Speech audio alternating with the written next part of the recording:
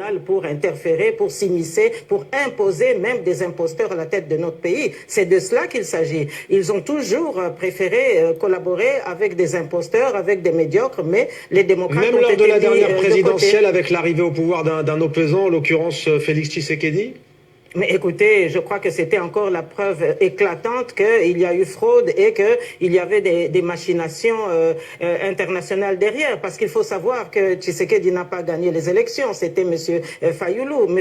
Tshisekedi a été nommé par Kabila Kanambe, qui est toujours sur le terrain et qui est instrumentalisé par Kagame, lequel est soutenu par la Belgique. Donc qu'est-ce que vous voulez que moi je vous dise? La mémoire des héros de l'indépendance, aujourd'hui, ne suffit plus pour panser les plaies. Et parmi ces héros de l'indépendance, il y a votre père, Joseph Kasavubu, et bien entendu Patrice Lumumba. Le président actuel Félix Tshisekedi a rendu hommage à votre père et à Lumumba. On l'écoute. Il y a 60 ans, nos pères fondateurs, parmi lesquels Joseph Kasavubu et Patrice Lumumba, sont parvenus à concrétiser la profonde aspiration du peuple congolais à l'émancipation.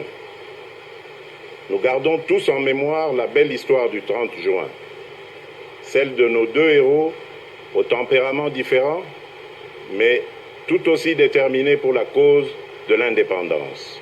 Justine Mpoyo Kasavubu, on a le sentiment que votre père, premier président congolais, a été éclipsé par Patrice Lumumba de la mémoire collective. Comment l'expliquez-vous, vous qui lui consacrez aujourd'hui un livre? Ça se lit d'ailleurs comme un roman. Comment l'expliquez-vous?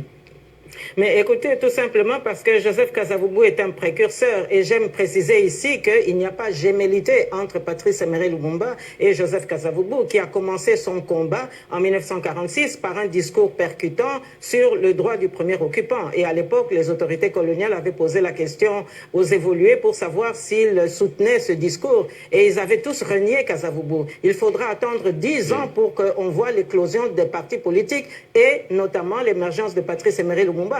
Donc Joseph Kasavubu est le père de l'indépendance. Il a été éclipsé parce que les autorités belges coloniales utilisaient maintenant Patrice Emery Lumumba pour occulter Kasavubu, dont l'importance et l'impact au sein de la nation congolaise étaient grandissants. Justine Mpoyo Kasavubu, restez avec nous, je vais vous faire réagir parce que vos accusations sur le Rwanda sont graves. On va voir si vous avez des preuves, mais d'abord je me tourne vers vous, Toumba Shangoloko, vous vouliez réagir? Oui, non, il faut rectifier une chose. Si l'on prend le discours de Kasavubu du 30 juin 1960 et le discours de Lumumba, ce ne sont pas les Belges qui les divisent. Ce sont deux visions différentes de l'indépendance du Congo. Et d'ailleurs, les propos du roi Philippe aujourd'hui reprennent en partie ce que Lumumba disait dans son discours de 1960.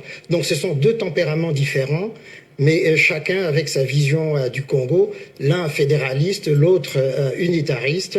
Et ce sont ces deux visions-là qui ont accompagné l'indépendance de la RD Congo. En tout cas, deux figures saluées, on l'a vu par le président actuel Félix Tshisekedi. Justine Mpoyo Kasavubu, vous avez donc porté des accusations très graves contre le Rwanda, qui réagira sans doute et qui démentira vos propos. Alors je vous demande quelles sont, ce soir, vos preuves. Vous parlez d'une occupation rwandaise du Congo, Kinshasa. Mais écoutez, chacun sait que le pillage des ressources du Congo à partir de l'Est a été provoqué par toutes ces rébellions qui ont été pendant toutes ces dernières années soutenues par le Rwanda et l'Ouganda. Chacun le sait. Il ne faut quand même pas se cacher la vérité. Alors, je crois bien que chacun a pu aussi constater que le docteur Mukwege, prix Nobel de la paix, a souvent dénoncé tous ces massacres, a dénoncé toutes ces oppressions qui s'exercent sur nos populations. Et il est établi, il y a un rapport mapping qui est tout à fait clair, un rapport des Nations Unies qui établit des responsabilités à partir du Rwanda en dénonçant justement ces pillages des matières premières qui transitent par l'Europe.